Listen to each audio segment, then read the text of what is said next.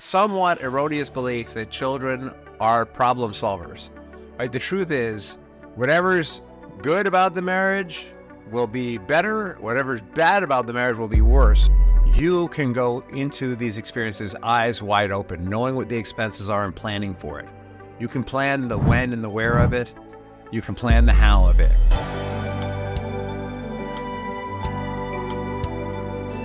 Welcome to another episode of Rich in Relationship, and today we're talking about bundles of joy or burdens, disentangling the myth of babies as Band-Aids, and what comes with that? The financial stress cascade. So we're going to talk about having children will strengthen your marriage or not so much.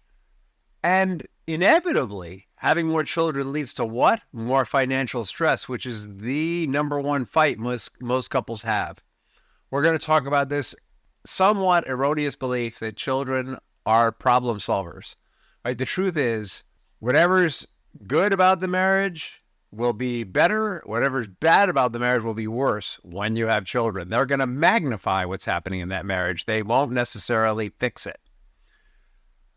And we're also going to talk about how children inevitably ups stress levels, which is something that couples often lose sight of when they think about, oh, let's have a baby, right? There is a widespread belief that we get married to have children. Well, there's to some extent that's true, right? We're genetically, biologically driven to do that. But on some level, we think that by doing that, we make everything better. And what we forget is when, I'll give you an example. If you're driving a car that has stress on an axle, when you load more in the car, and eventually the axle's going to break. And so what we need to make sure of is that everything in our relationship is peachy keen 100% and as ready as possible. And we need to do that because the idea that children in and of themselves are Band-Aids is flawed, right? I mean, if you got a cracked axle and more weight's going to break the axle, you got to deal with the axle, not put on more weight into the car. We need to get that there are complexities with having more children, that it requires more and more time from both members of the marriage as individuals and as a couple, and takes away time from the relationship itself, which, as we realized in one of the earlier episodes, is really important to nurture. We nurture the relationship so that it can live up to the marital promise and commitment. And when we have children, it can actually, though children on one level represent the realization of a shared dream, on another level, it's more stress on the relationship and actually can lead to breaking the marriage if not handled appropriately. And of course, there's the size of the family and the financial strain. So let me tell you about, who am I going to call them today? Alice and Mark. This is not Alice from Alice's Restaurant. Maybe it is. Alice and Mark came from cultures where loud fighting was the norm. And what came with loud fighting, loud, passionate fighting, was loud, passionate making up afterwards. And they weren't big believers in birth control, and so they launched into children right away. And so the pattern that their unconscious mind identified was fighting leads to intimacy, leads to children, leads to growing the family and fulfilling our dream. That's what their unconscious mind registered with it. But what they didn't realize was that each fight was destructive and that each child added more stress. So even though they were having good make-up sex, they were chipping away at their relationship, and the children themselves were adding stress to the relationship. So how did that work? They had their first child, and they were thrilled.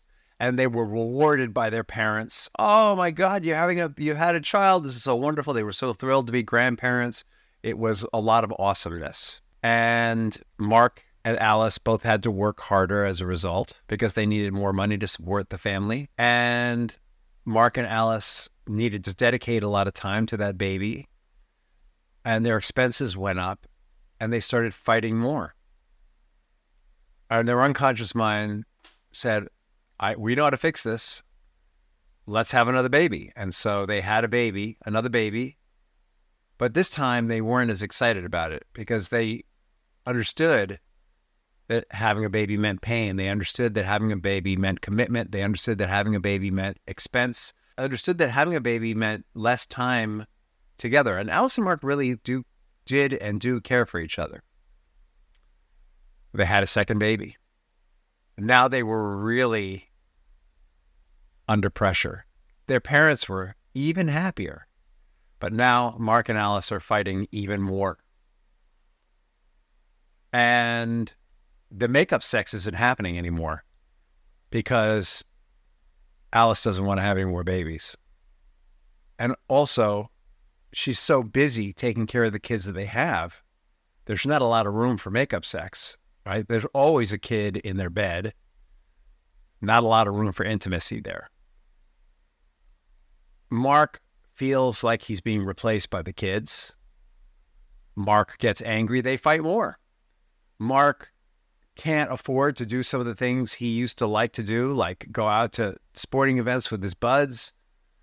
Alice can't buy the clothes that she used to like to buy or hang out with her friends. They're both unfulfilled, unhappy, frustrated, and the joy of the baby Band-Aids isn't there for them anymore. They needed to move into a bigger home. Their costs went up. They needed to get a bigger car. Their costs went up. They needed to buy more clothes. Their costs went up. They needed to buy more food. Their costs went up. Their kids became school-aged, meaning they were ready for daycare. Daycare was not provided by the state or the government or the municipality, so they paid for that. Costs went up. And the more costs went up, the more they fought, the farther apart they got. And they talked about having another child anyway, because they thought maybe that would help. But Alice said, no more. This isn't working. If we have another kid, I'm leaving you. Mark went and got help. And he soon identified that his anger and his frustration and his focusing on himself rather than his relationship was a huge contributor to what was going on here. And he also recognized that he was not taking ownership for his children in a way that was helpful to Alice. That he was allowing her to do the lion's share because she was a woman and she knew better. That's what he thought. But in reality, he knew that he could learn how to change a diaper. He knew that there were things that he could do. He knew that he could take the kids out and do things with them. He knew that. But he was focusing on himself, on his own needs. And Alice was less and less taking care of herself. And so he learned what to do with his frustration and anger. He learned how to take it elsewhere so that he wasn't dumping it into the relationship. And he learned how to start rebuilding that relationship with Alice through our Unbreakable Husband program. And Alice saw that he was making the change and appreciated it. Alice saw that he was taking more time with the kids and appreciated it. And they started to enjoy each other again. And they started to enjoy and appreciate each other again. And they started to appreciate their children again. And they started to get more help from their parents. Mark said, hey, Alice, you don't have to do it all. Our parents are here. Let's get their help. And they started having date night again. And Mark said, hey, we need to go on a vacation. And Alice figured it out with their parents so that they could go on a vacation without the kids just for a couple of days because the kids were young. So they broke the cycle. They recognized that what they were doing wasn't working. They recognized that having more children wasn't the answer. And they found ways to help each other out and partner more. They found ways to lean into their individual strengths. And they got some outside help. And along with that outside help, they got some financial advice. And they started to figure out how to manage their money better. And they figured out how to plan for their children's future. And that helped build their relationship more. And Mark made a plan for putting away money for the kids' college. And Alice made sure that there was adequate budget always to take care of the household and the day-to-day things. And between the two of them, they figured out how to make it work. So what did we learn from Mark and Alice. What we learned is that often when we go into marriage, we go into it not fully conscious of what's been implanted in us about relationships and children. We're not thinking about what the reverberations are of that choice. I don't know if any of you have ever done this, but I remember my first child.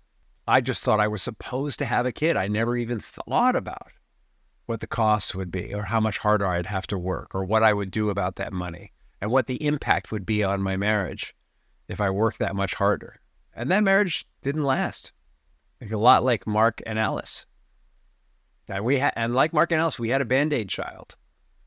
And I'm going to tell you, I love both those children more than life itself.